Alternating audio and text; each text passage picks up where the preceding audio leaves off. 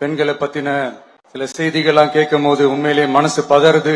சென்னையில் சிறுமிக்கு பாலியல் தொல்லை கொடுத்ததாக போக்சோ வழக்கில் தாவேக நிர்வாகி பாவண்டா அவன் எவ்வளவு கஷ்டப்படுறான் தெரியுமா?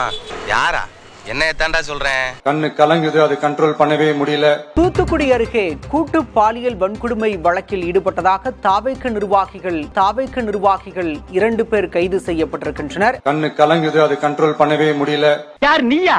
அது என்னமா கொஞ்சம் கூட வெக்கப்படாம பேசிட்ட? ஏன்னா நடக்கிற கொடுமைகள்லாம் யாருக்குங்க? நம்ம குடும்பத்தை சேர்ந்தவங்க தானே. எப்படி மனசு பதறாம இருக்கும்? கீழமாத்தூர் பகுதியை சேர்ந்தவர் கண்ணன். தாவேகவில் இணைந்து கட்சி நிர்வாகியாகவும் செயல்பட்டு வருகிறார். இந்த நிலையில் கண்ணன் அதே கிராமத்தை சேர்ந்த 10ஆம் வகுப்பு மாணவியின் வீட்டிற்கு நள்ளிரவில் சென்று மாணவிக்கு பாலியல் தொல்லை கொடுத்ததாக கூறப்படுகிறது. ஏன்னா நடக்கிற கொடுமைகள்லாம் யாருக்குங்க? நம்ம குடும்பத்தை சேர்ந்தவங்க தானே. எப்படி மனசு பதறாம இருக்கும்?